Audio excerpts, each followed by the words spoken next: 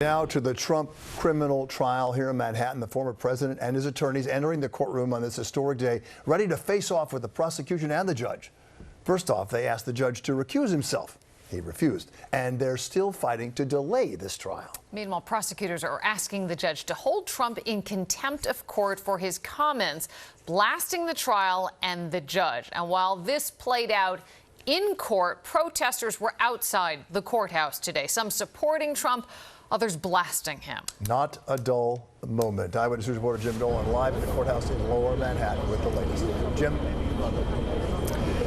Bill, the first ever criminal proceeding against a former U.S. president is officially underway. And take a look. It's a pretty big deal. There are cameras lined up on Center Street as far as the eye can see. The first order of business is picking a jury and finding 16 people in Manhattan without a rigid opinion of Donald Trump. That may be the hard part. Former President Donald Trump glares and glowers from his seat in the well of the 15th floor courtroom at 100 Center Street. A surly defendant convinced he is the victim in this case and not the criminal. It's a scam. It's a political witch hunt. It continues, and it continues forever. Before the court could begin the process of picking a jury, there were important trial issues to be decided, and Judge Juan Merchan clicked them off one by one. First, he will not recuse himself and will remain the trial judge in this case. He will not allow the infamous Access Hollywood tape to be shown before the jurors. Prosecutors may not bring up allegations of Trump sexually assaulting women.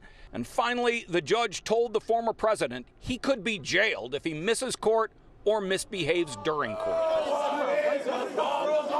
Protesters showed up outside court on this first day from both sides of America's political divide. Donald Trump did nothing wrong! The former president is on trial for lying on legal forms about hush money payments he made to adult film star Stormy Daniels, paid through his former fixer and lawyer Michael Cohen, who will be the star witness in this trial. It has already been contentious, and today Judge Juan Merchan instructed both sides to sit down and relax. Another legal team working for the former president will be in Washington next week for a hearing before the U.S. Supreme Court. Judge Merchan in this case today ruled that the former president has to be here in this courtroom. He cannot attend that proceeding in Washington. Jury selection in this case is expected to last 2 weeks. The trial, 6 to 8 weeks. Reporting live from Lower Manhattan, Jim Dolan, Channel 7 Eyewitness News.